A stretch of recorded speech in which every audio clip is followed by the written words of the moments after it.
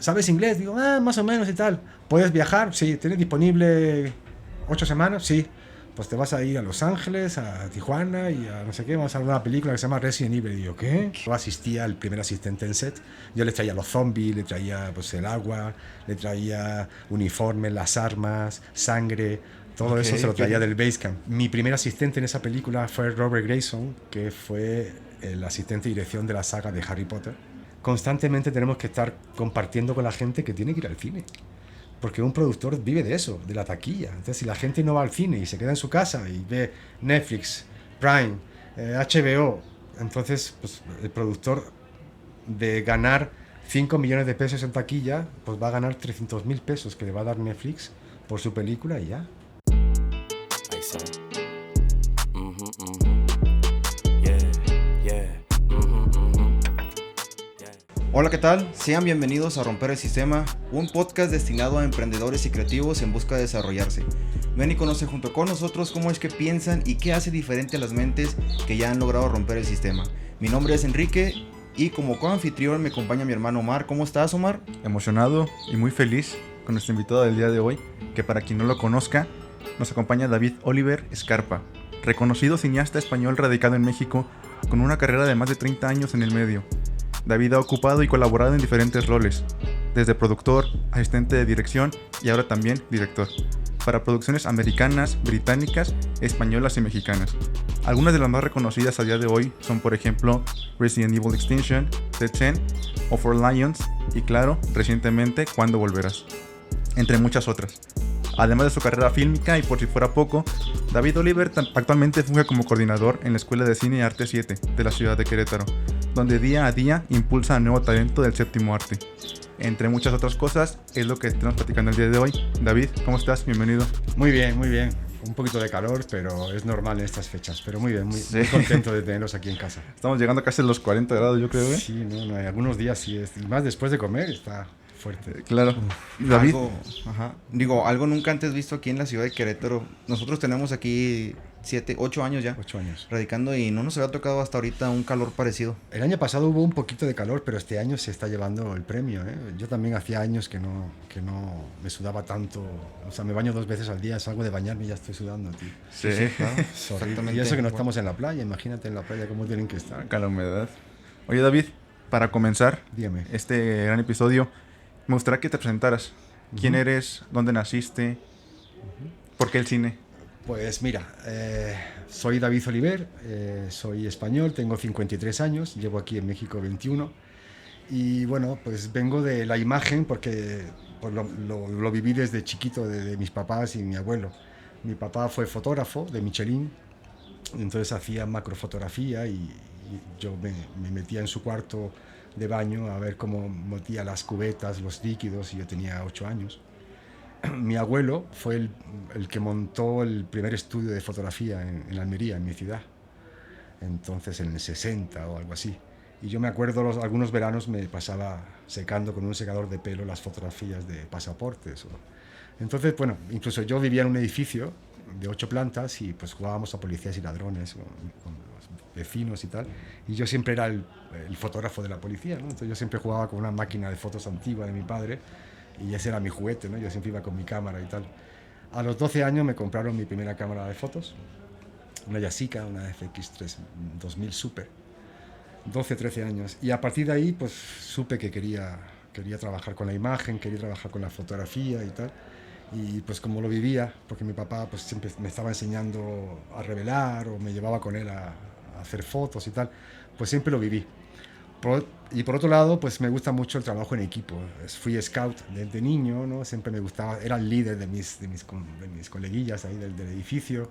Fui jefe de tropa en los scouts, en fin, como que siempre me gustó. Fui representante de los estudiantes en la universidad y tal. Entonces, pues como que se me fue bien, ¿no? Se me daba bien eso de ser líder de compañeros y tal. Y hice un curso que se llama Animación Sociocultural antes de estudiar Comunicación y Cine, que eso me marcó la vida. Fueron 3 años y el primer año hice prácticas con gitanos, con niños gitanos y de mamás prostitutas y yo era el monitor de tiempo libre. Entonces pues yo empezaba a hacer actividades y tal. El segundo año las prácticas era animador de un hotel, ¿no? O sea, fiestas en la alberca, gimnasia y tal.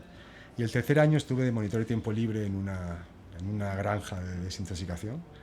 Y estuvo muy interesante porque la verdad es que trabajas con grupos de trabajo de diferentes targets y eso me formó mucho, ¿no? Como líder.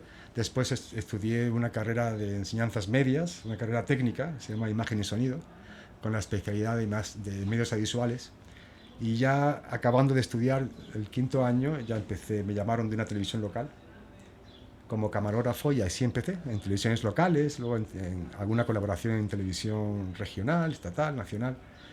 Y con 30 años me decidí a estudiar cine, porque era lo que yo quería desde mucho tiempo. Ya estaba muy cansado de televisión, después de 8 años.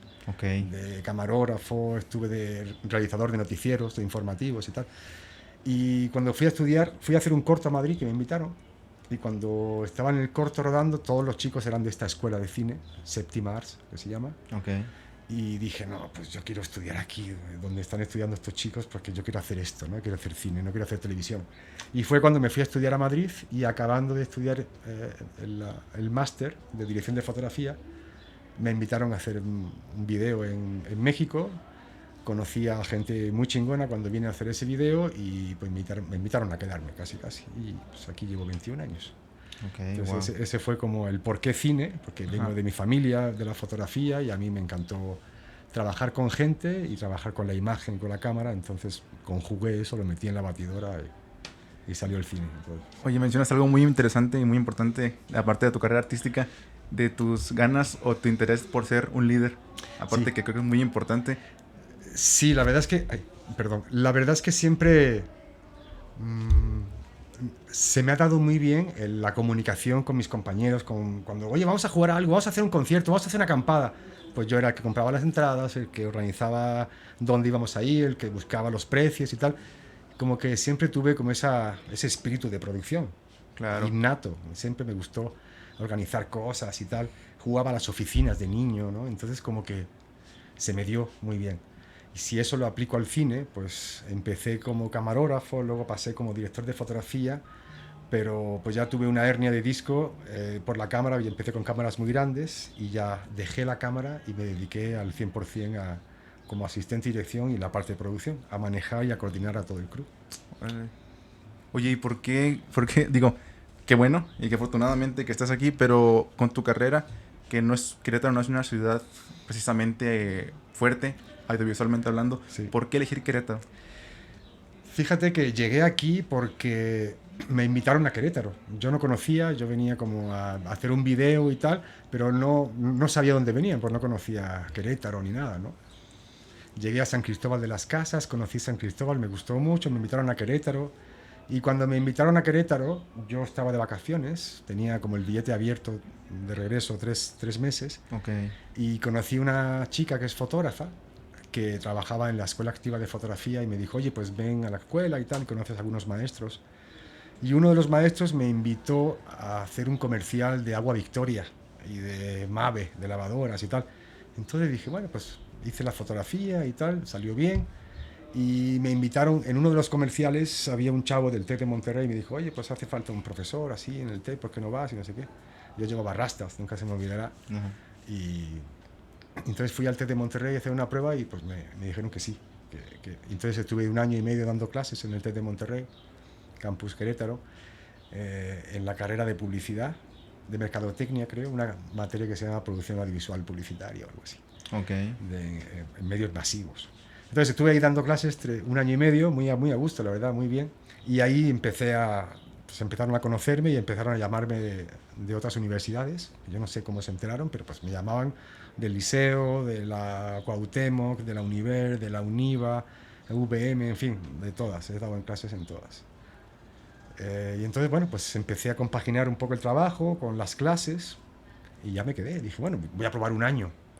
1 año a ver qué pasa y tal. Y oye, me fue dando muy bien, muy bien y ya tengo aquí 21.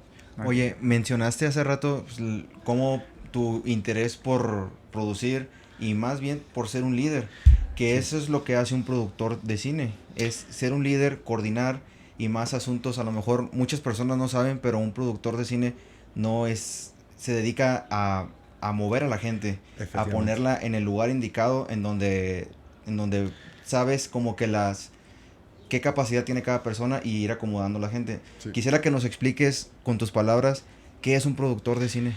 Pues mira, voy a contradecirte un poquito, porque Ok. el productor a veces no, o sea, sí coordina un equipo de trabajo muy grande, pero quien realmente coordina ese grupo de trabajo en diferentes etapas es el director de producción, el coordinador de producción, que es el que trabaja en la oficina, Ok. mientras el productor está cerrando un contrato en Miami, ¿no? Comiendo en un restaurante para traerse 5 millones de pesos a México.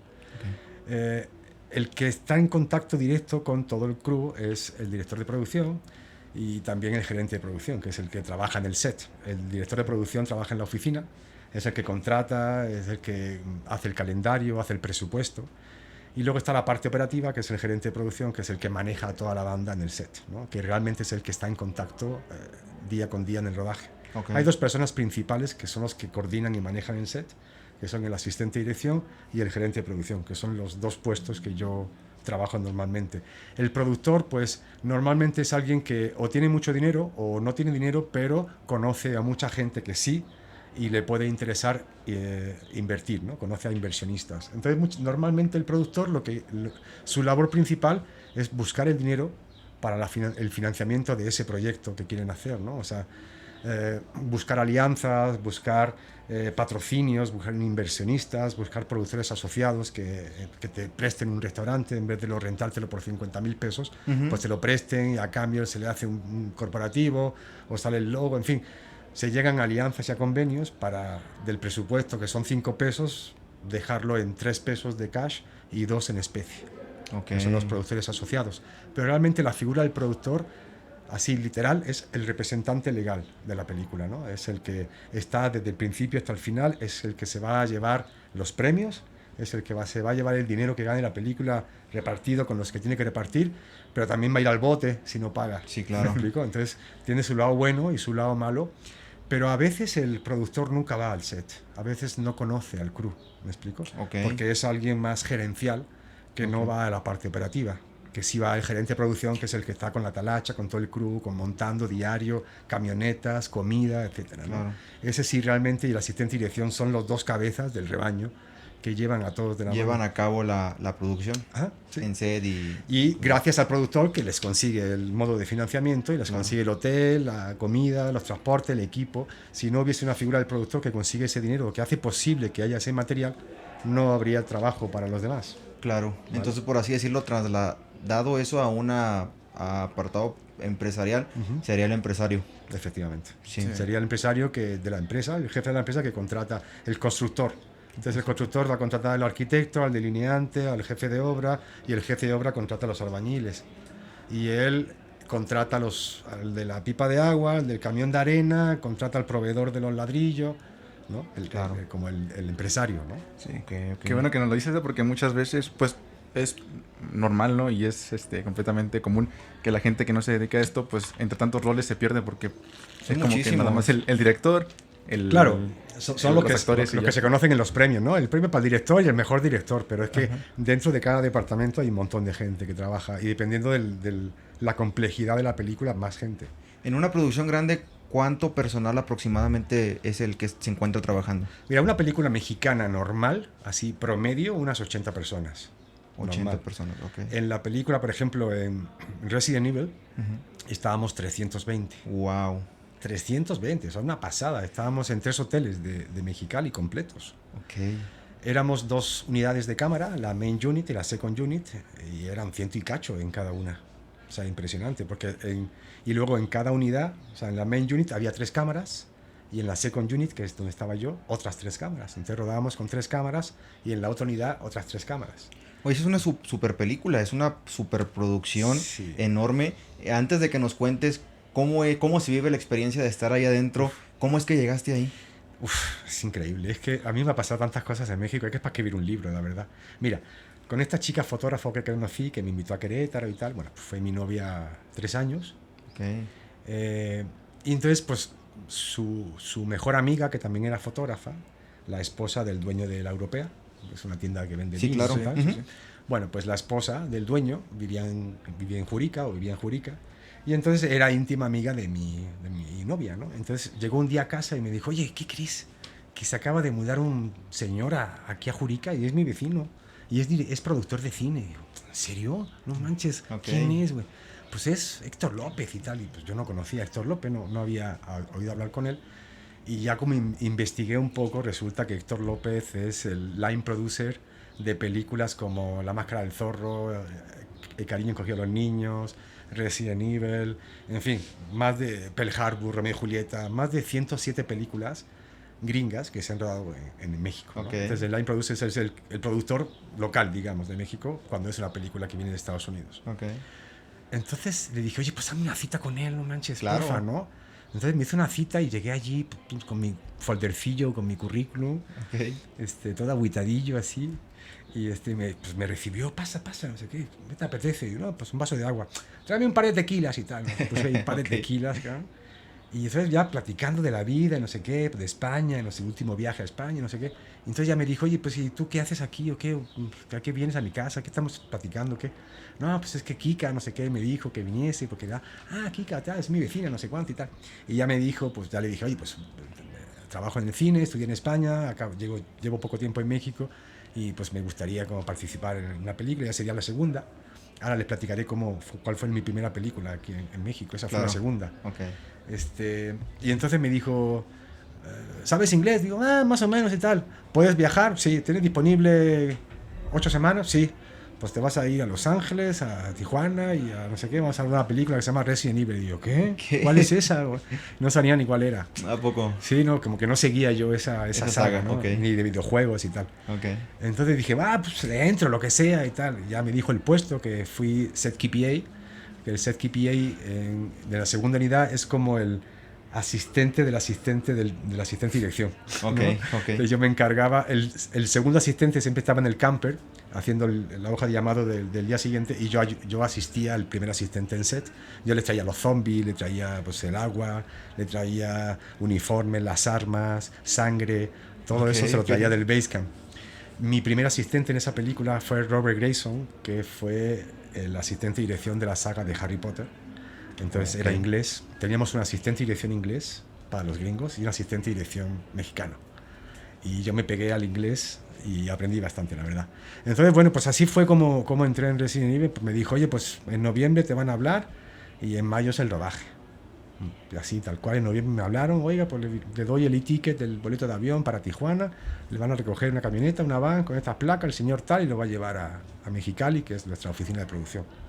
Y llegué dos semanas antes y ya preparamos el viaje a Los Ángeles, rodamos, regresamos, preparamos el rodaje en Mexicali y después en la Ciudad de México. Entonces fue increíble, o sea, muy impresionante esa experiencia, nunca la voy a olvidar.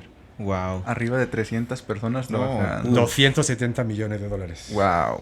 270. Diario venía un tráiler de botellitas de agua y tuvimos 2 semanas 300 extras. Entonces se me desmayaban 25 al día. Cara. ¿En serio? Había 2 ambulancias. Wow. Sí, o sea, duro, porque trabajábamos a 55 grados de temperatura. Si aquí estamos a 40, imagínense en Mexicali, hay un desierto que se llama La Rumorosa, que está entre Mexicali y Tijuana. Y poníamos una temperatura después de comer en la arena, 55 grados. Estábamos a 3 grados de que la cámara no rodase. Las cámaras de cine tienen una temperatura alta y baja, máxima y mínima, con las cuales fuera de ese rango no rueda el motor. Oye, por seguridad. Y una producción grande, además de tanta gente en el crew, evidentemente cuenta con caras conocidas, ¿no? Con actores importantes y relevantes. Mila Jovovich, la verdad es que... Sí. Que es la actriz principal. Es la actriz principal y es la esposa del productor. Ok. Me enteré cuando hice la película, porque es curioso, porque llegaba al set en helicóptero, ¿no? O sea, todos los demás estaban en el hotel y tal, y ella llegaba de Los Ángeles, pues estábamos muy cerquita, estábamos al lado de San Diego y Los Ángeles, y llegaba en helicóptero la chica, porque era la esposa del productor. Yo decía, ¿por qué esta actriz llega en helicóptero? No, pues es que es la esposa del jefe, güey. Sí, claro. Entonces, se notaba, en ese sentido se notaba, ¿no? Y aparte, pues como que no interactuaba mucho con el crew, ¿no? O sea, rodaba, acababa de robar, pum, helicóptero, una tonelada de arena, vámonos. Wow. Y sí, no, o sea, como que no interactuaba. Y los demás actores, pues sí, se cotorreaban ahí con el director, en el monitor, saludaban, se hacían fotos con el crew y tal, ¿no? Claro. Sí, ¿Cómo pero- se vive el ambiente dentro de una producción así tan grande? Digo, hay discusiones, falta gente, luego no va rodaje. ¿Cómo solucionan todo eso? ¿Cómo se vive? Los No, egos. o sea, es tan grande que casi no hay oportunidad para error. Por ejemplo, hubo una escena en la que chocaba un autobús escolar con una farola y caía la farola en medio del autobús. Lo hicimos como 20 veces o algo así, y en una de ellas la farola torció mal y cayó en el mate box de la cámara, que iba en Steadicam, y partió el mate box. Pues a los 40 minutos ya llegó una caja al set así de nuevecita de Los Ángeles con la pieza. O sea, trabajar con un presupuesto tan grande, pues digamos que es complicado para la gente que tiene que coordinar todo eso, pero es un placer para los que estamos aquí en el mundo terrenal, ¿no? Los talachas. Es un placer trabajar con ese presupuesto porque es muy cómodo, porque tienes muy buen equipo, porque tienes buena logística, porque tienes buena coordinación, porque no te van a faltar extras, porque se cubren muchísimo. O sea, de hecho, los gringos, si necesitas 10 extras, contratan 40 y utilizan 9, pero le pagan a 40 y los tienen ahí 8 horas, ¿no? Ok. Se cubre muchísimo y sobre todo... Sí, cualquier cosa que pueda pasar no es permitible que pase algo. Sí, pues, imagínate, por ejemplo, las escenas de los zombies, ¿no? Que había zombies, una escena que disparaban a los zombies y morían 9. Ok. Pues si repites la escena 20 veces, pues son 9 por tal. O sea, gente que salía con los overoles con sangre, fuera, y otros 9. Y acción, corten, Ok. fuera, otros 9, toma 3.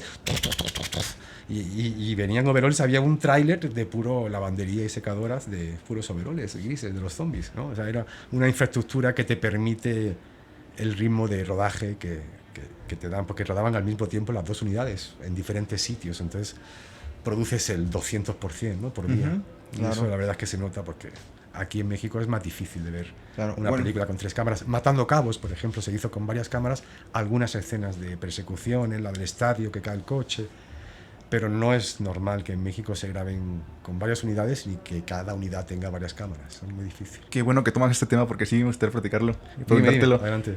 Tú que has estado en producciones en 3 países diferentes, ¿cuál dirías que es la diferencia, además del presupuesto, entre las producciones estadounidenses, las españolas, las mexicanas? Es que he tenido experiencias de todo. Mira, los ingleses para mí son los más correctos. Son como... parecen alemanes, como digo yo. Los ingleses alemanes son como muy cuadrados.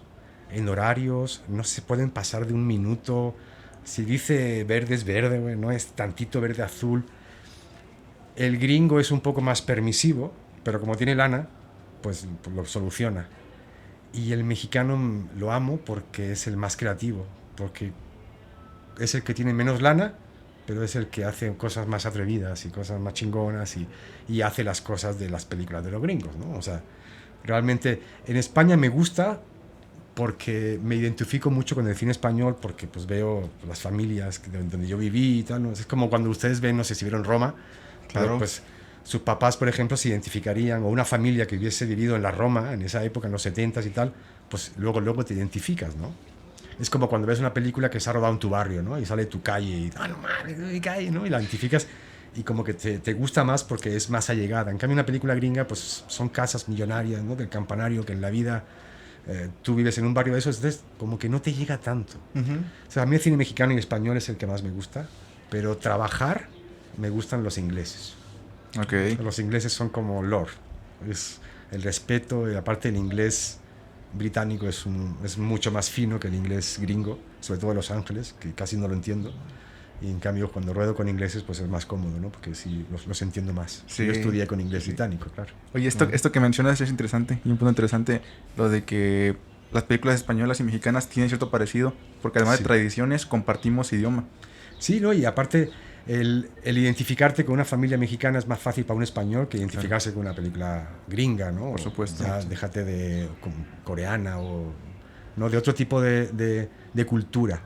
Quizá el idioma nos acerca mucho a México y España y por eso me identifico, pues prefiero ver una película mexicana que identifique el barrio mexicano, como ayer vi, por ejemplo, en la Cineteca una película que se hizo aquí en Querétaro, de una convocatoria del gobierno del estado, y es increíble cómo se ve Querétaro en la pantalla grande. en el cine, ¿no? Sí. Con un angular, está increíble. O sea, hay mucha gente que dice, es que no parece Querétaro, ¿no? La verdad es que se ve mucho más bonito. Entonces, pues digo, a mí sí me gusta mucho rodar en México, me gusta mucho el cine mexicano, me gusta mucho el cine español, pero trabajar en un crew de una película, prefiero Canadá o Inglaterra. Ok, a pues sí, Estados Unidos. más Sí, libre, ¿no? muy profesionales, la verdad. Ok. Muy profesionales. Y hablando un poco de la comparación entre México, Hollywood o España, ¿por qué crees tú que el cine mexicano no es tan apoyado como lo es el cine americano?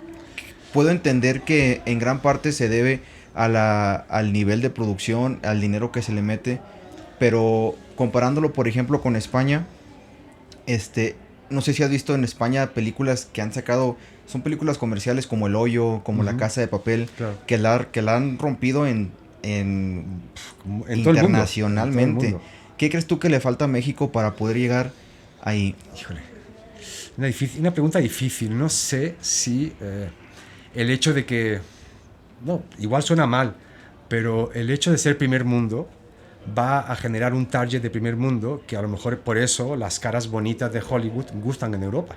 Okay. ¿Me explico? Ujú. Pero, por ejemplo, cuando estudias cine, ahí te das cuenta de la narrativa no tiene nada que ver con las caras bonitas, ¿no? Y ahí descubres el cine japonés y el cine coreano y el cine ruso y el cine francés, que a lo mejor no tiene tantas caras bonitas, pero gusta. ¿Qué le falta al cine mexicano? No sé, porque México gusta al mundo. ¿Me explico? Sí, Quizá claro. el mundo quiera ver caras bonitas. ¿Me explico? Y ya se está abriendo mucho. Por ejemplo, en Madrid ahora hay una comunidad mexicana impresionante, más que nunca en la vida. En toda la historia de España nunca ha vivido tantos mexicanos como hay ahora. Fíjate. Wow. Entonces creo que México está, pues, digo, mi viejillo loco acaba de romper el comercio exterior con España, que no sé por qué, pero bueno, antes lo había y ahora es más complicado, pero aún así hay mucho mexicano y mucho producto español pues, forma parte, pues, lo hacen mexicanos también, porque Claro. viven en España. Ujú.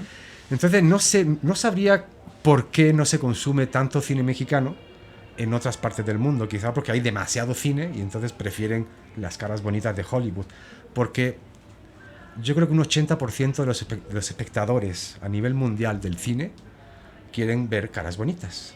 Claro. Van al cine por entretenimiento. Y hay un 20% que vamos al cine a ver narrativa, o a ver una buena foto, Claro. o a ver un buen arte. Entonces no todo el mundo va al cine a ver su trabajo o el trabajo de un compañero, a ver cómo ha quedado y tal, sino van a entretenerse, ¿no? Claro. Entonces quizá por eso eligen otro tipo de cine que es el fácil de ver, que es el gringo, la comedia fácil, la cara bonita, el famoso, ¿no? Ujú. Porque pues vivimos en una sociedad consumista y pues tienes Las que ver celebridades. el estreno del guapo, ¿no? Claro. ¿Qué pasa? Que si, por ejemplo, ¿qué pasa si Star Wars se hubiese rodado en México? Seguro que hubiese cambiado un poco la historia y empezaría a verse más México como algo más capaz. Ujú. Si por ejemplo, los estudios Fox de Baja California, donde se rodó Titanic, hubiesen prosperado y hubiesen sido súper famosos estando en Baja California, Claro. ¿no? Entonces, Definitivamente. oportunidades no le han faltado porque No, México claro. ha producido más películas gringas que ningún país del mundo. Estás hablando de que los directores mexicanos están entre los mejores directores de toda la industria en Hollywood. O sea, no Tenemos a Del Toro, Cuarón, Iñárritu, y son Sí, mexicanos. y son mexicanos. Y las producciones son mexicanas. O sea, Roma es mexicano. O sea, fue una producción mexicana. Una producción mexicana. Entonces, no es que en México haya un mal cine. No, ni haya, definitivamente no hay ni un mal haya cine. malos profesionales. Porque si tú le preguntas a los productores gringos, muchos de ellos prefieren el staff mexicano. Claro. Porque se parte la espalda y el gringo es un, perdón por la expresión, un mamón que te cobra horas extras luego y no sé qué y no sé cuánto, que es el seguro. Y el mexicano, el staff mexicano es, pues, digo, es famoso en el mundo entero. El staff de la Ciudad de México, del sindicato de staff de foto, es famoso en el mundo entero porque vienen mucha gente a trabajar aquí por eso, porque echan horas y porque son chingones y porque no le dicen que no y tal. Y el gringo sí es mucho más acá, ¿no? Y sobre todo el sindicato, las horas extras y tal, en dólares, pues es una ruina para el productor. Por eso vienen muchos productores estadounidenses a trabajar a México, por el staff, por la gente. Pero las producciones mexicanas que se hacen en México, para México, yo creo que hay un estancamiento, y eso es mi punto de vista personal. Hay un estancamiento en la comedia romántica. Creo que siempre es la novia, el novio y la tercera persona con la que la novia va a engañar al novio. Siempre es como que lo mismo. ¿Qué opinas? ¿Crees que se deba a eso? Yo creo que hay, en cierta parte puede ser, ¿no? Porque no hay como más géneros más atrevidos, terror, ciencia ficción, suspense, por ejemplo, Kilómetro 31, esta de Huesera, ¿no? Ahora que salió. Huesera está muy buena. Que está muy buena. Hay pocas películas de ese, o sea, si tú ves a Netflix, pues hay pocas mexicanas que tengan esos géneros, ¿no? Y como tú dices, vas a la cartelera y es comedia. O drama fácil, ¿no? Entonces, sí, pues el espectador está muy acostumbrado a tener mucha parrilla, muchas plataformas para elegir y no quiere ver comedia romántica, porque la comedia romántica mexicana la entiende el mexicano. Los albures los entiende el mexicano. Exacto. Las bromas mexicanas las entiende el mexicano. Entonces, pues no, como a lo mejor no atrae tanto porque es como muy cerrado, ¿no? Las bromas o los gags mexicanos. Hay pelis que sí gustan, por ejemplo, esta de Derbez, ¿no? Que hizo de maestro y tal, que ha gustado y ya no es comedia. O sea, realmente cuando se hace una película que no es comedia, sí gusta. Y hay comedias que sí gustan también, ¿no? Por ejemplo, La Ley de Herodes, para mí es un clásico Sí, claro. de escuela, ¿no? Con Damián Alcázar. O sea que sí hay películas que están buenas cuando se salen un poco de ese patrón de comedia, y sí tienes razón, y estoy de acuerdo. Sí es en parte porque no hay una oferta de géneros interesante o atractiva, solamente esa derivación de la telenovela de que estamos acostumbrados latinoamericana, ¿no? Que de ahí derivan las comedias románticas. Claro, y te mencionaba en España, por ejemplo, La Casa de Papel. O sea, Sí. ¿España siempre ha tenido ese tipo de cine o fue como una revolución también? Fíjate que en México fue a partir de Capadocia. No sé si se acuerdan de Capadocia, que es una serie de una cárcel de mujeres. Ok, sí me suena salió en mucho. el 2000 poquito. A partir de ahí cambió un poco la percepción de la telenovela, desapareció y se implementó la serie. Que es lo mismo, pero la telenovela tiene 160 capítulos, ¿no? Y una serie tiene 9, si es una temporada, o 10 y tal. Claro. Entonces el concepto cambió porque cambió la producción televisiva, se convirtió en producción cinematográfica. Ajá. Entonces, aún siendo novio o novia, el amante y el asesino que mata al amante, no sé qué, parece un poco telenovela, pero la forma de producción es cinematográfica, entonces te gusta mucho más verla, ¿no? Porque ahora las series que vemos en las plataformas están hechas de forma cinematográfica. No es como una sitcom que está hecho en un foro con 3 cámaras, que es muy diferente, ¿no? Que es el formato de televisión, como las series gringas que hemos visto de Big Bang Theory, por ejemplo, ¿no? Que es un set, 3 cuartos y dar la vuelta y es otro cuarto y todos con un foro, ¿no?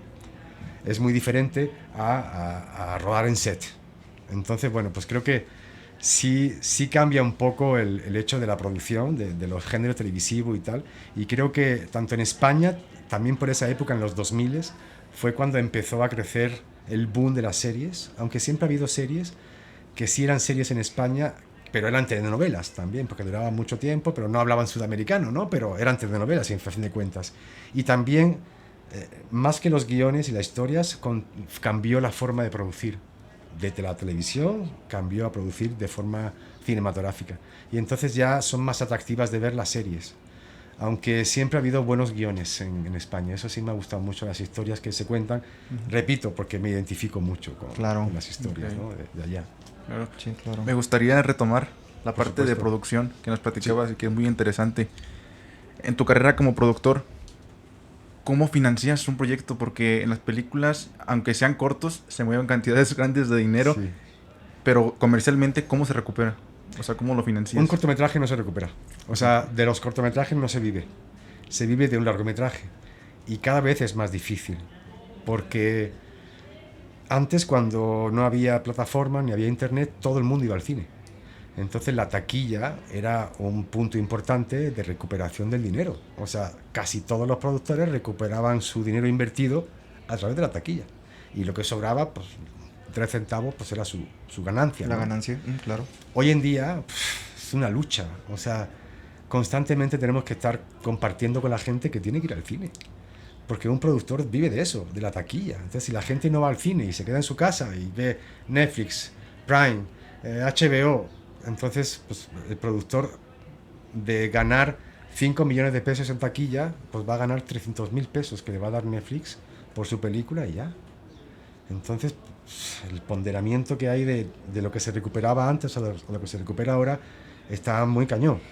Obviamente también antes las películas costaban 20 millones porque eran en película, en 35 milímetros, y ahora haces una película por 1 millón. Entonces tienes menos gasto, pero ganas menos. Entonces, bueno, por un lado es bueno, por un lado es malo, pero obviamente pues no se gana lo que se ganaba antes en una película, por muchas razones, pero principalmente porque la gente no va al cine, y eso es un problema Claro, sí. muy grande. Y qué bueno que tocas el tema del streaming, porque definitivamente creo que ha sido un antes y un después para el mundo del entretenimiento. Mucho. Me refiero no nada más a cómo se consume, sino también a cómo se hace, cómo llega a pensarse. Sí. ¿Qué crees que ha cambiado? ¿A ti que te ha tocado trabajar tanto en producciones, podríamos decirlo, de sala de cine y producciones para... Creo que la inmediatez de los eventos del streaming, eso no lo había antes. Ni siquiera con las películas. Las películas tenía, yo me acuerdo cuando rodábamos en 35 milímetros que tenías que esperar al día siguiente a que viniesen los rush en DVDs para que el director viese lo que había rodado el día anterior. Wow, ok. En película. Estaba el video assist. Entonces, pues todo lo que rodaba la película lo grababa en un DVD recorder. Entonces ahí te ponían, el DVD no se podía poner play. Tenías que acabar la sesión del DVD, cerrar la sesión del DVD y entonces poner play. Pero claro, pues había que acabar el DVD, no podías grabar una escena y ya quitar el DVD, pues tendrías 200.000 DVDs, ¿no? Entonces pues tampoco era así de muy fácil de ver un playback, ¿no? De una escena como puede ser ahora con un monitor, con un playback. Entonces sí era muy complicado. Y perdón, repíteme la pregunta. Claro, es tu opinión al respecto de cómo ha afectado la manera en que se hacen y se consumen las películas. De cómo se hacen. Cómo se hacen no ha cambiado tanto. Pero me pensaba que te referías más a la forma de hacer streaming, de hacer video, de hacer retransmisión. Okay. Pero la forma de producir las películas no ha cambiado. Es la misma. O sea, cambia el registro, cambia el formato en el que grabas. Pero casi todo, la producción es igual. Que si ruedas en 35, que si ruedas en digital. Cambian procesos de revelado, de positivado, de comprar muchas latas de película, pero la iluminación obviamente está cambiando porque son LEDs, ahora pesan menos, las cámaras son más pequeñas, Claro. las luces eran antes mucho más grandes.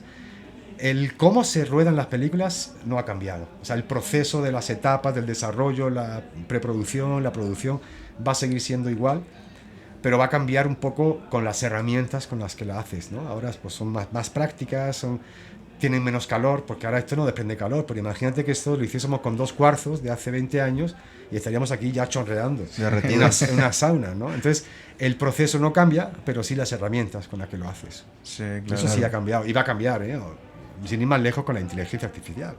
O sea, por ejemplo, los VFX, ¿no? Es algo que sí va cambiando mucho en el cine. Antes, pues se hacían efectos especiales, no había efectos visuales, era más difícil, se hacían efectos ópticos. Entonces, pues había una carretera y aquí está la cámara y aquí le ponías un trípode y le ponías un trozo de cartón con la forma de un castillo. Claro. Entonces, a través de la cámara, con un efecto óptico, parecía que el castillo estaba ahí en la montaña. Claro. Después se pasó a las maquetas, ¿no? Tipo Ben-Hur o este tipo de películas que había maquetas de pirámides y no sé qué, que se empezaron a gastar muchísimo dinero en Hollywood en las escenografías. Después siguió el tiempo y empezaron las pantallas azules, no sé si se acordarán, el blue screen que Sí, empezó. claro. Después se cambió al green screen porque vieron que el verde era mucho más receptivo de quitar colores y respetar uno, más que el azul, entonces se cambió al green screen. Luego se pasó a la pantalla digital, a las pantallas digitales de esas de 16 metros circulares. Para ejemplos, por ejemplo, de que estamos en una escena de un coche, pues antes se subía el coche a un remolque, después se pasó a la pantalla verde. Ahora quitaron la pantalla verde y detrás del coche ponen una pantalla de LEDs, ¿no? Así de 20 metros. Ah, sí, claro. Y ahora ya no ponen nada, ahora ponen la inteligencia artificial. O sea, que el proceso de cómo va cambiando las herramientas y al final luego ves lo mismo. Un chavo y una chava dentro de un coche platicando y el fondo pasando atrás. Pero claro, el fondo de los años 50 no es el mismo fondo de ahora, ¿no? Sí. Cómo va cambiando la forma de hacer esos VFX. Eso es muy interesante. Y definitivamente, como dices tú, no ha cambiado la forma en la que se produce una película, sigue siendo la misma, pero sí ha cambiado la manera de distribución y la manera de consumo. Sí. Y por ejemplo, me comentas, como nos decías, que la película de Resident Evil, 270 millones, los recuperabas en taquilla. Recuperaron el triple. Imagínate. El triple, o sea, imagínate. 600 millones de pesos. 600. De dólares, perdón. En todo el mundo. 600 millones de dólares es muchísimo dinero. 120 millones de pesos. Claro, ahora está Netflix. Te pongo un ejemplo, una película donde estuvo Gal Gadot, estuvo La Roca, Ryan estuvo Ryan Reynolds.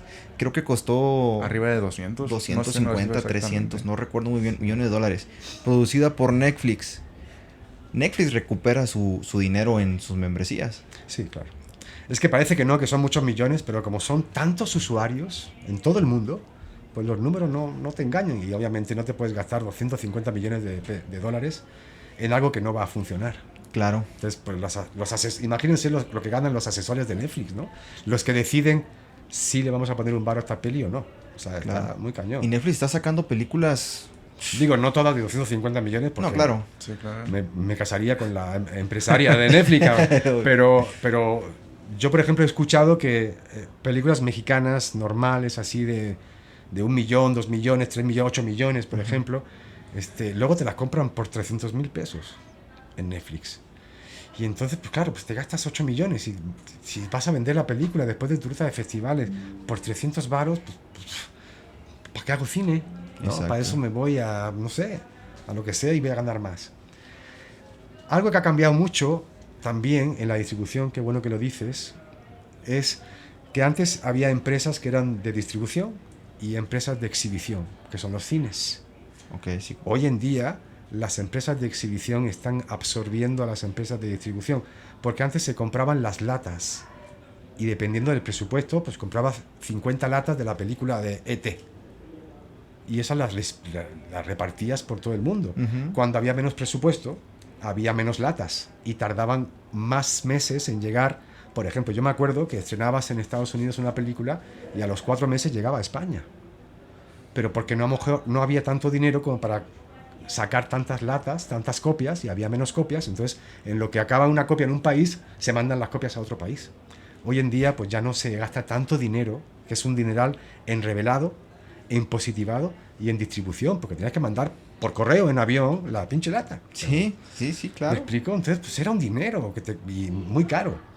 Entonces, claro, hoy en día las empresas de exhibición, que son los cines, están contratando agentes de ventas. Así es el nombre que se llama ahora a la gente que compra las películas y las distribuye. Entonces, Paramount, MGM, Sony Entertainment Television son empresas de exhibición y distribución que compran la película. Te la compro por 5 millones, güey. O por 10 millones y yo ya la exhibo donde yo quiera, las veces que yo quiera. Entonces, no recupero todo, pero recupero algo aún. Así voy a tener taquilla, pero ya vendí la película a una empresa que ella la va a exhibir, la va a distribuir, y por cada persona que vea la película me va a dar un peso. Sí. ¿Me explico? Entonces, pues también ganas y simplifica un poco el proceso de contrata a una empresa de distribución que pague las copias de las latas, luego no sé qué, las lleva, las manda a los países, luego tiene que regresarlas. ¿Qué hacemos con 20 latas después de que se haya pasado en el cine, ¿no? O sea, era un gasto millonario. Por eso eran películas de 20 millones, porque había muchas cosas que se gastaban que ahora ya no. Ahora ya hay una empresa que cuando acaba la ruta de festivales y dependiendo de los laureles que hayas conseguido, de las selecciones oficiales, de premios, de festivales, pues va a haber empresas que sin tú buscarlas van a ir por ti y van a decir, oye, estoy interesado en tu película, ¿no? O bien, si eres nuevo o no tienes una cara muy famosa, pues tienes que tocar las puertas de estos agentes de ventas que están en la Ciudad de México, está La Condesa y Polanco lleno, que pues vas y, oye, mira, este es mi guión. Hay gente que compra guiones para poder producirlos y hay gente que compra películas, ¿no? Por ejemplo, tanto Netflix como Prime, como las que he dicho antes, Paramount y tal, pueden comprar guiones para producirlos o pueden comprar la película para exhibirla. Entonces, pues son monopolios de muchísimo dinero, pues que se están quedando con el mercado de la distribución y la exhibición. O sea, las plataformas manejan más películas y más dinero ahorita que Cinépolis y estos cines comerciales, ¿no? Definitivamente estamos en una revolución y no sabemos qué es lo que va a pasar, cómo es que se va a manejar después. Ahorita se están haciendo millonarios. Da miedo, cabrón, da miedo porque no sabemos cómo vamos a acabar, así de ¿Cómo decir. vamos a acabar? Exactamente. Y pues, ¿qué les dices a los chavos, no? Que están estudiando, que se está poniendo difícil Sí, claro. por esta comodidad del chavo de estar con el control y poder ver 200 Mira, títulos. yo creo que exactamente, yo creo que hay más oportunidad. ¿Por qué? Porque las aplicaciones de streaming demandan muchas películas, demasiadas. He visto películas tan malas Sí. en alguna que otra Sí, plataforma no, sí. Y que te engañan con la mercadotecnia de una portada bonita y pero tal, ¿no? están ahí porque necesitan películas para estar mostrando, porque la gente se las está aventando por día. Yo, por ejemplo, tengo en casa el televisor en la familia, tengo Netflix, HBO y Amazon. Pero luego tengo en la televisión de mi cuarto, tengo Movie. Movie es una plataforma que es un poco más de cine de arte para otro tipo de espectadores y no hay tanta gente que diga, oye, ¿qué viste anoche en Movie, güey? ¿Movie? Pues hay gente que ni conoce la plataforma, ¿no? Por ejemplo, Filmin Latino, que ahora cambió el nombre y ahora se llama Nuestro Cine MX, Canal 22, pues son canales que fomentan el cine mexicano, por ejemplo. Y la gente no conoce la plataforma de Filmin Latino, que hay un montón de cine mexicano gratis. Otras te las rentan por 20 pesos. Y ahí descubrimos unas joyas que nunca están en Cinépolis, nunca van a llegar a Cinépolis, pero es cine mexicano. Y no es el cine mexicano de la comedia romántica, es el cine mexicano narrativo que a la gente le aburre. Pero es realmente el buen cine mexicano, ¿no? Exactamente. Y qué pena que el buen cine no se vea, que pasa en casi todos los países, ¿no? En Estados Unidos, en Canadá, en todos lados hay buen cine y cine de arte. Y son pocas las producciones que salen a Cinépolis o a cine comercial siendo cine de arte. Y otro dato importante que se me acaba de ocurrir ahora viendo lo de los números de las películas. Un problema grande que hay en México es que se producen 200 películas y se exhiben 40. Wow. Entonces, ¿cómo es posible que el cine mexicano gane dinero si no hay salas de exhibición? Eso es un gran problema en México. Es decir, tiene todo menos el último paso. No, El paso o sea, importante. sí, Exacto. o sea, no puedes exhibirla, la gente no puede ver la película, no puede gastar dinero en esa película y entonces no recupera el productor. Y tenemos que ir a salas alternativas, a un café, a un bar, para decir, oye, vamos a hacer una muestra, no sé, a la Cineteca. Pero es una pena que no se dé la oportunidad a la cantidad de producción que hay en México. O sea, es que somos el cuarto país del mundo que más películas hace. Y eso la gente no lo sabe. Y es una pena. ¿El cuarto? El cuarto. Wow. O sea, ahí está China, Estados Unidos, Arabia Saudí, México. Y en cambio, en exhibición somos de los más bajos. Sí. Es como Querétaro, ¿no? Que los sueldos son bajísimos, pero la vida es súper cara, cabrón. Pues algo Sí. igual con el cine, ¿no? Y es una pena. Sí, un tema complejo y que habría que analizar Sí. más a detalle. Habría que dar más dinero a la distribución, no tanto a la producción. O sea, la producción, Claro. pues, que sea equitativo. Que Que sea doy equitativo. 200 millones a la producción y 300 millones a la exhibición. Porque si hay muchas películas que se hacen con poco dinero, pues también tienen que ser exhibidas. Mercadotecnia. No se vale que se hagan, que se exhiban solamente las que valen mucho dinero, ¿no? O las que salen famosos. No, eso no es el chiste. Sí. Sí, y fíjate que lo comentamos la otra vez con un buen amigo en un podcast pasado, y es que los gringos son un as para la mercadotecnia. Eso también tiene mucho que ver. Se gastan un 8% en la promoción y distribución y o sea, en la promoción está la mercadotecnia y el marketing digital. Entonces, cuando hay una película de Hollywood que se va a estrenar, se entera todo el mundo, cabrón, hasta en China, hasta en los mongolos o los africanos. Y vas al súper y en todos lados está Avengers o Superman, ¿no? O Star Wars. Se gastan un 8%, o sea, de 270 millones de dólares, ¿cuánto se gastaron? 27 millones o 25 o 23 millones de dólares en la promoción de la película, y en esos 25 millones va la promoción de decir el tráiler, el merchandising, en todos lados, los espectaculares, para que la gente vaya. Es como Exacto. un seguro de que van a ir a la gente a taquilla, van a comprar ese merchandising y de alguna forma va a ir recuperando el productor ese dinero. Eso en México pues no es tanto. No A no pasa. ser que sea una película no súper famosa.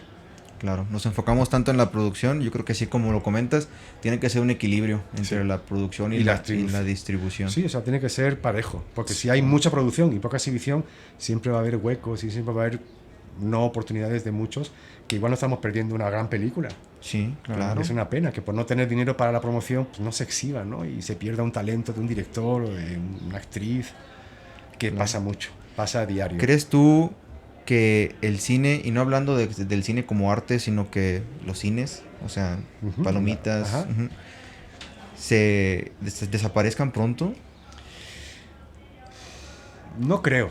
Es como estos de donde está la noria, ¿cómo se llaman? Las ferias o cada vez hay menos, ¿no? Y cada vez las fiestas de los barrios son más pequeñas y no es tanto, pero no creo que desaparezcan, porque es más bien cultural, ¿no? Creo que el ir al cine, Es una experiencia. pase lo que pase, la familia, las palomitas, Disney, Pixar, hacen cine para que la gente, o sea, hacen películas para que la gente vaya al cine y se junte. Es como la mercadotecnia, ¿no? Que una de las cosas por la que se fundó Disney es porque era una forma de reunir a la familia que estar reunida dos horas en un mismo sitio, ¿no?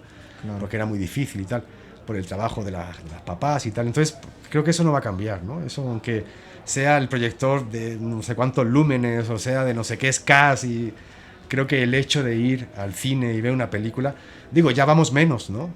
Ya es muy raro que vayamos. Yo iba antes una vez a la semana. Y ahora ya no. Ahora voy una vez al mes, cada 2 meses, cada 3.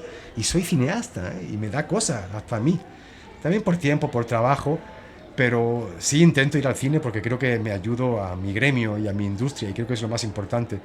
Pero creo que no va a desaparecer, fíjate. Creo que a lo mejor cambiará. A lo mejor en cines de barrio más pequeños, o se hacen cines más grandes, o autocinema, no sé. También se puso de moda en la pandemia el autocinema, Sí. pero no jaló mucho y creo que es un buen proyecto.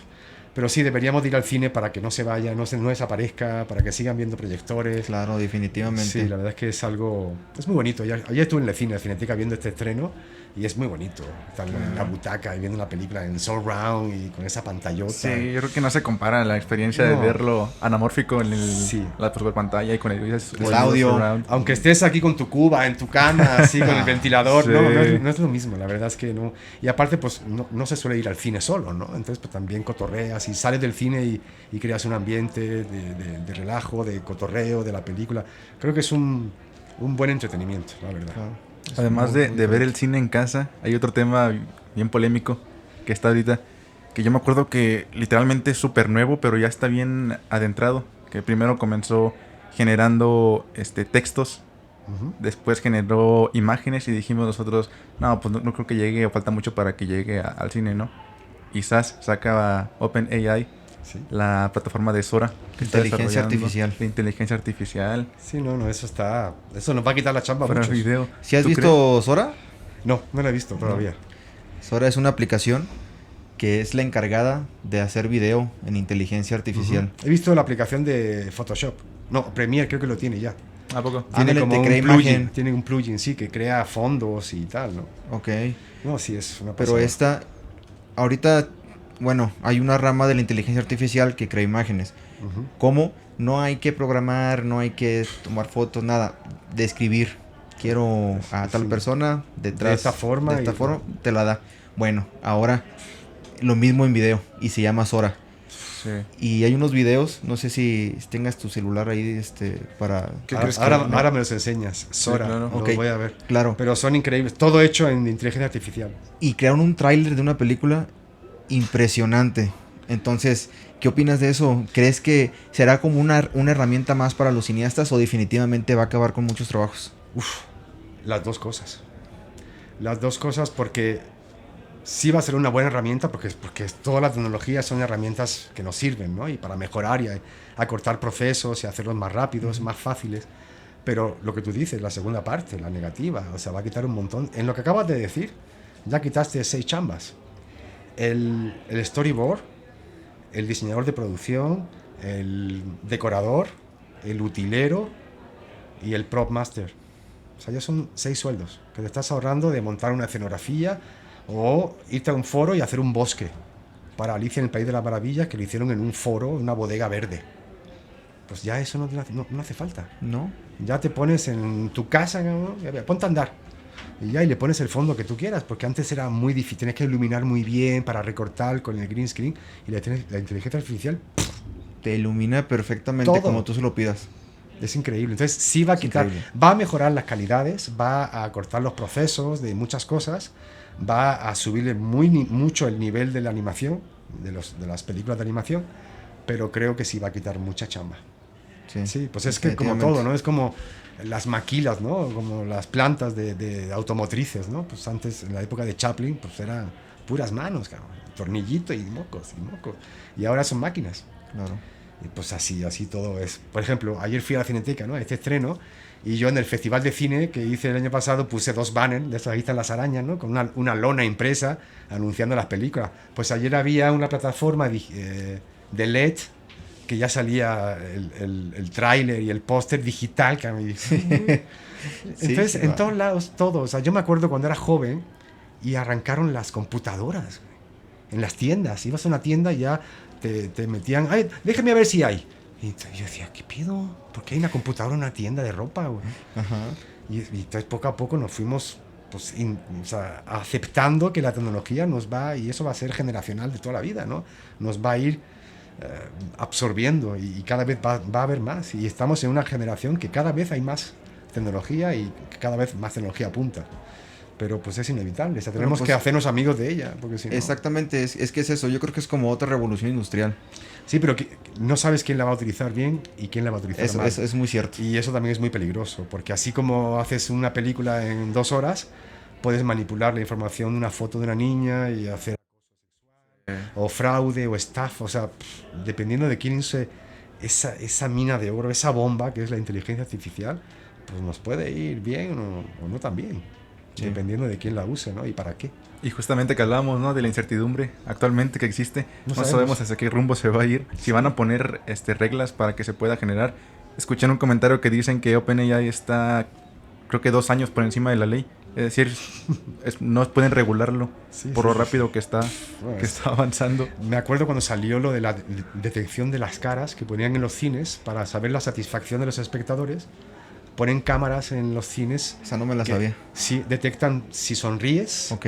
cuántas veces parpadeas, si frunces el ceño Ajá. durante la sesión de la película. Ok. Y entonces está cabrón, porque o sea, leen tu mente y ven o sea, adivinan y estudian a través de diferentes miles de ejemplos de caras, si estás disfrutando la película, si no la estás disfrutando, si tienes un susto, cuántos sustos tienes. Es como la aplicación pon tu aplicación en el buró y te va a decir cuántos roncas, cuántos pedos te tiras. Y, no, mames, Es da hasta miedo. O sea, sí. Da hasta miedo porque está cañón. incluso en la aplicaciones como Meta, cuando vamos a promocionar algo, tiene un algoritmo. Y ese algoritmo te conoce perfectamente. Que Da incluso miedo, hasta da uno miedo. piensa que lo escuchan, ¿no? Que dices, ¿cómo sabe que voy a ir al psicólogo? ¿Y por qué me está poniendo mensajes de Simplemente psicólogo? porque estás buscando algo en la computadora y luego entras a Facebook y te empiezan a salir anuncios de eso. Y es que Y el yo- algoritmo ya sabe a dónde te metes, cuántas veces picas, qué es lo que buscas. Y eso es un algoritmo. Como que, no sé si ustedes sienten que realmente cuando salió la película de Matrix, Ajá, que empezó sí, la sí. polémica de que si el Matrix, que nos observan, que si nos manipulan, no manches, yo cada vez estoy más seguro, ¿eh? Claro. Yo sé, o sea, empiezo a pensar que hay muchísimas cosas que salen de tecnología que ya están hechas hace mucho tiempo, o que ya están fabricadas o autorizadas o tal, y van sacándolo poco a poco. Por ejemplo, el otro día leí que Apple, desde antes de que se murió el fundador, Steve Jobs. ya había dejado escrito que en el iPhone 15 iba a cambiar la forma del cable de conexión. Ok. O sea, ¿qué pido? Ya lo tenía planeado. Y ahora salió hace unos meses, ya, iPhone 15, ya, cambia cualquier cable te puede conectar. Pero supuestamente el tipo era nuevo, ¿no? Sí, o sea, no Acaba había de salido todavía, salir. ni pues, íbamos por el iPhone 9 cuando se murió, creo. Imagínate, ¿no? Sí. De esos detalles que dice la medicina, luego las pinches vacunas del COVID. O sea, empiezas a pensar y decir, güey, pues, La Matrix. ¿quién nos maneja o quién está manipulando esto? ¿No? Cuando salió el COVID, es que somos muchos y ya han decidido que, ¿quién sabe que hay que matar la mitad de la población para que sobrevivamos? No manches, o sea, y pues a lo mejor no le tomas, está pinches locos, pero empiezas a atar cabos y a pensar fríamente y dices, ay, qué miedo, güey, qué miedo, porque no sabemos, y es tu frase, la frase de este podcast, no sabemos qué va a pasar. Sí. ¿no? No sabemos Claro. qué va a pasar. Oye, David, y retomando tu carrera, hace rato platicábamos de la complejidad técnica al momento de hacer una película, de la complejidad de distribución, de la complejidad económica, la complejidad de liderazgo. ¿Cuál ha sido hasta el momento tu producción o tu trabajo más difícil? ¿Y por qué? Creo, bueno, uno de los más difíciles es el de Resime, por el calor. Por el calor y tener a 200 extras 2 semanas. Eso fue muy desgastante para mí. Luego también trabajé en una peli, Cuando volverás en la sierra, y también el frío, también el cansancio, el trabajar en la sierra, en subir cuestas y tal, también es complicado.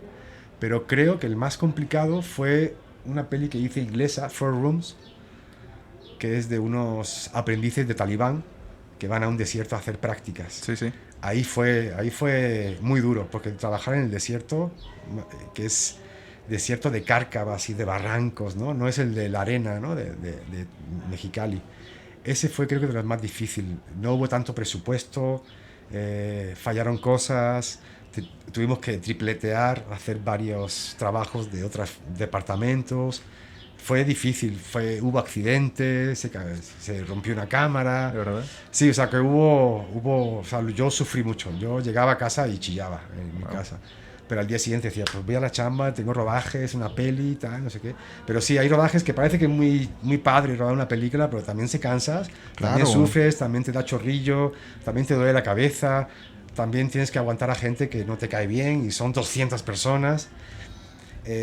Sí, o sea, no es fácil. Hay veces que aunque parezca que es muy padre la película, pero lo pasas mal Por por detalles, supuesto. ¿no? Y ese desierto fue, también me caí en unas rocas, también me fracturé. En fin, fue un rodaje que pasó de todo y fue de los que más he sufrido. ¿En qué año fue? 2011. 2011. Ah, Sí. pues hace no mucho tiempo. No mucho tiempo. Y quedó muy padre. O sea, es una comedia muy divertida de dos güeyes que quieren ser talibanes, ¿no? Y se ponen a investigar cómo ensayar, cómo explotar bombas. En fin, muy divertida y quedó muy padre. Y a mí me felicitaron y tal, porque hice muy buen trabajo. Yo estuve de asistente de cámara en la cámara B. Y muy bien, muy padre, pero le sufrí mucho. Claro. Resident Evil también me costó mucho también, Resident Evil. Y también algunos rodajes que hemos hecho debajo del agua, también de estar tanto tiempo debajo del agua, cuando se te arruga la piel y se te queda embutida, también es duro estar trabajando bajo el agua.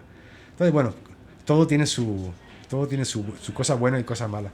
Pero sí, pues sí se sufre, y he sufrido en varias producciones de las películas. Pero bueno, pues son gajes del oficio. Algunas se pasa mejor y otras se pasa peor. Sí, claro, son gajes del oficio y cosas por las que tienes que pasar. Pero pues definitivamente es algo complicado, o sea, no me puedo imaginar ¿No? Y cómo es estar con tanta gente y en una producción tan grande. yo digo que para ser asistente de dirección tienes una parte de psicólogo y una parte de sociólogo y una parte de psiquiatra, cabrón, porque tienes que lidiar con muchas personas que son muy diferentes. Entonces, por eso el líder ahí, si no eres un buen líder, te comen. O están inconformes contigo, se quejan, y no hay nada peor que tener un crew inconforme contigo, en contra, ¿no? Porque es muy pesado. Entonces, el lidiar con 80 personas 6 semanas no es fácil, no es fácil. Y que tienen que hacerte caso y hacerlo en tiempo y forma, y tienes que buscar las palabras para decirle a cada uno lo que quieres de él en su slang, porque uno viene de un barrio, otro viene de otro es acá, otro acá. Entonces, no, es complicado coordinar. ¿Qué pasa? Que nos une a todos algo en común, que nos apasiona el cine. Entonces, pues muchas veces te muerdes los labios y vamos, ¿no? Y te callas y lo haces, ¿no? Porque te gusta tu Lo trabajo. que te gusta. Pero sí, a veces es muy complicado, sobre todo cuando vamos mal de tiempo, cuando faltan planos, cuando pasa algún imprevisto, una desviación, pues la gente se pone nervioso. Y ahí es cuando entra tu figura de decir, a ver, chavos, no pasa nada, así vamos a hacer esto y esto. Venga, vamos a hacer plano. Entonces tú eres como el sensei, ¿no? De shh, todo chido. Sí, claro. Pero es difícil, no siempre sale bien. Claro, sí. Oye, David, y ya para ir cerrando, nos gustaría que nos dieras o que le dieras a los futuros cineastas que están viendo este episodio y creativos en general un consejo. Un consejo para poder sobresalir en este mundo que muchas veces se habla y es, la verdad, una guerra de egos, una guerra en la que muchas personas pueden poner el pie, en la que tal vez no es tan común en México que se viva del arte. Pues yo les puedo decir que persigan su sueño. Creo que es algo que, aunque te caigas, aunque te pongan la zancadilla, aunque te empujen, aunque te digan que no vas a ser capaz, que no es posible, creo que la vida es muy corta, y ya cuando tienes 53 años como tengo yo te das cuenta de que no estamos aquí para perder el tiempo. Yo, por ejemplo, ahora tengo una niña de 14 años y le estoy inculcando en que decida su decisión más importante, que es ¿qué voy a estudiar? Porque eso te marca la vida. Entonces yo creo que si tú estudias algo que te apasiona, pues vas a pasar toda tu vida trabajando en algo que te gusta. Entonces pues vas a ser feliz. Si estudias algo que no te gusta, vas a trabajar toda tu vida en algo que no te encanta. Entonces pues no vas a ser feliz del todo y pleno. Y eso va a hacer que no crezcas y que no triunfes. Entonces lo más importante para mí es que ames lo que estudias y ames tu trabajo. Porque amando tu trabajo, en una puerta o en otra, te van a valorar. Y ahí es cuando va a salir tu felicidad, ¿no? Cuando te valoran en tu trabajo, cuando dices, manches, es que es un chingón, cabrón. Claro. ¿No? Pero es muy difícil. No todos, y yo se lo digo a mis alumnos, de 20 que estamos en el salón, 4 van a hacer cine. Entonces tienes que ser muy profesional, tienes que gustarte mucho, tienes que estar muy seguro de que quieres luchar por eso, porque pues va a tardar el trabajo en llegar y no tarda de un día para otro. Y acabas de estudiar y no te van a dar chamba. Tienes que ser constante y ser machacón y preguntar, oiga maestro, y oiga, ¿tienes chamba, tienes rodaje? Oye, llámame, échame, pum. Y estar ahí y darle. Yo conozco gente que ahora son actores famosos en España y se pasaron 8 años de camareros, de meseros en restaurantes en Madrid, esperando su casting. Y hay gente que está 3 meses, ya, ¿no? Las chicas estas no quiero decir la universidad, pero muchas chicas que estudian cine o actuación, pues porque su amiga va y pues está chido y tal. Pero realmente luego no tienen no les salen las maripositas, como digo yo, ¿no? La pasión.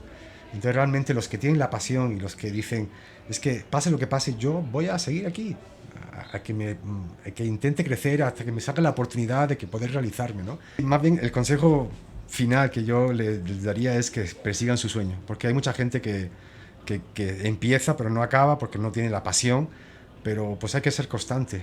Yo creo que en la vida hay que ser constante en todos los trabajos, pero en este más, porque en este es más difícil, hay mucha gente que quiere entrar y no hay tanto trabajo, no hay trabajo para todos. Y yo le decía a mis alumnos, ¿no? de ustedes no todos van a trabajar en el cine, entonces realmente tienen que ser los mejores de cada salón para poder optar a un trabajo, ¿no? Y la misma gente si tienes sangre y tienes ganas de hacer las cosas, los mismos compañeros o los mismos maestros te jalan y te enseñan la vida real y te empiezan a jalar a rodajes. Y aquí en este medio es así, o sea, los mismos compañeros te van jalando, oye, hay un rodaje, vente, oye, ojalá me eche rodaje, ¿no? Y sí, realmente te jalan los amigos y empiezas a entrar en este mundo por los maestros si estudias o por los amigos si no estudias, ¿no? Y sí, el mejor consejo es eso, nunca dejes de perseguir tu sueño, aunque cueste, porque algún día va a llegar. Y qué mejor escucharlo de una persona que lo hizo tal cual. Sí, lo cumplí. Me tardó, pero he cumplido varios sueños y soy muy feliz. Y si yo echase el tiempo atrás, estudiaría lo mismo y trabajaría en lo mismo, porque amo mi trabajo y amo mi vida, entonces me siento realizado. Y soy pobre, no tengo mucha lana. Llego al final de mes así justito, pero prefiero ganar menos y trabajar en lo que me gusta que ganar mucho dinero y no ser feliz en mi trabajo.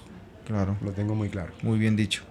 Muchas David, gracias. Muchísimas gracias por ustedes, esta conversación. Estuvo muy amena, muy interesante, muy divertida. Interesante. Se nos fue la hora rapidísimo, Volando. como Más, decías. Más. Qué bueno, Bueno. me da mucho gusto y pues ojalá les vaya muy bien en su podcast, que haya muchos emprendedores que nos compartan su experiencia y que sobre todo que haya muchos espectadores que tomen esos consejos que les damos, ¿no? Seguro. Muchísimas definitivamente. gracias. Y que sigan los éxitos, David. Muchas gracias. Nos veremos pronto. Cuídense. Gracias. Listo. Chao. I say.